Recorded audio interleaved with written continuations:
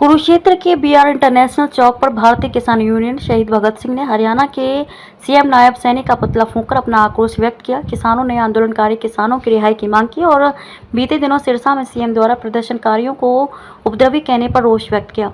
इस दौरान इनेलो महिला विंग जिलाध्यक्ष श्रीमती तनुजा ने किसानों के प्रदर्शन और आंदोलन का समर्थन किया और सरकार को चेतावनी दी।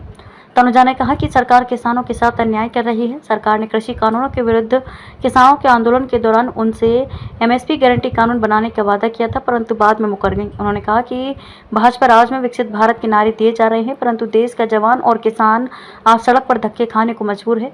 इनेलो नेत्री तनुजा ने सीएम नायब सैनिक के बयान की भी निंदा की और जेल में बंद किसानों को रिहा करने की मांग की। इस अवसर पर आंदोलन की अगुवाई कर रहे किसान नेता संजू नंबरदार ने बीजेपी सरकार को तानाशाह करार दिया। उन्होंने कहा कि भारतीय जनता पार्टी सरकार ने तानाशाही की हद दिन पर दिन कर दी है। उन्होंने कहा कि किसानों के साथ दुश्मनी बीजेपी को महंगी पड़ेगी। नंबरदार ने किसानों को संबोधित किया और सरकार के विरुद्ध नारेबाजी की। इस दौरान प्रदर्शनकारी किसानों ने बीआर इंटरनेशनल चौक पर कम नायब सैनिक का पुतला फूंक कर रोष व्यक्त किया। देखिए, सबसे पहले तो आज जो किसानों के साथ जो गलत हो रहा है उसके लिए ये मौजूदा सरकार, ये तानाशाह सरकार है जो वो पूर्ण रूप से जिम्मेवार है, क्योंकि किसान हमारे देश के अन्नदाता है और अन्नदाता अगर इस तरीके से सड़कों पर होंगे तो उसका जो खमियाजा है वो पूरे देश की जनता को भुगतना पड़ेगा। इससे किसी पार्टी विशेष को ज्यादा फर्क नहीं पड़ेगा, लेकिन जो आम जनता है, जो किसान कमेरा वर्ग है, मजदूर वर्ग है, उस जनता को फर्क पड़ने वाला है। तो ये तानाशाह सरकार है जो ये अपनी तानाशाही चला रही है।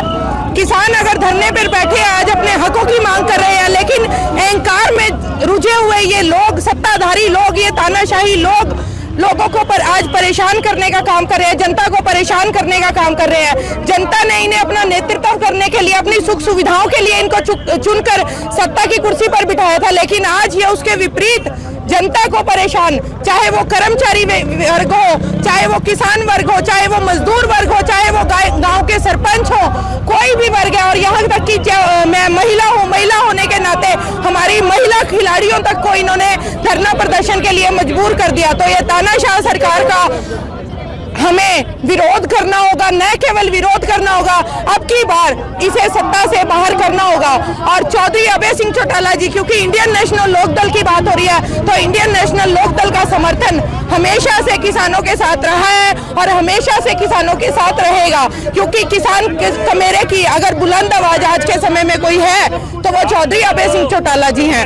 पीछे जब किसान धरने पर बैठे थे तो पूरे देश में से एकमात्र विधायक चौधरी अभय सिंह चौटाला जी ने अपनी कुर्सी को छोड़ने का काम किया था, लेकिन आज के समय में कोई एक अपनी पंच की कुर्सी छोड़ने को तैयार नहीं है। तो किसानों के साथ इंडियन नेशनल लोकदल का पूरा समर्थन रहेगा और हम किसानों के साथ मिलकर इस सत्ताधारी को ये सबक सिखा देंगे कि हमारे साथ गलत करने का, जनता के साथ गलत करने का नतीजा क्या है।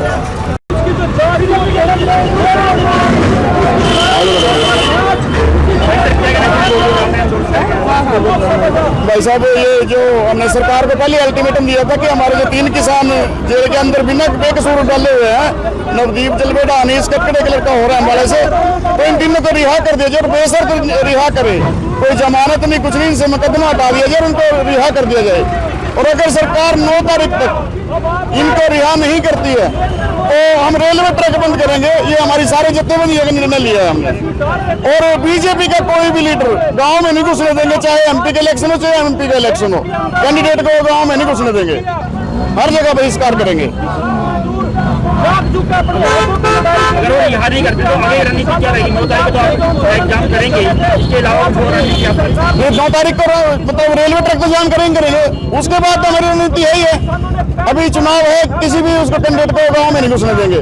जैसे हमारे दिल्ली जाने के रास्ते रोकते हैं ना, मेरे गांव के रास्ते भी रोक दिए जाएंगे। संजू नंबरदार, जिला प्रधान।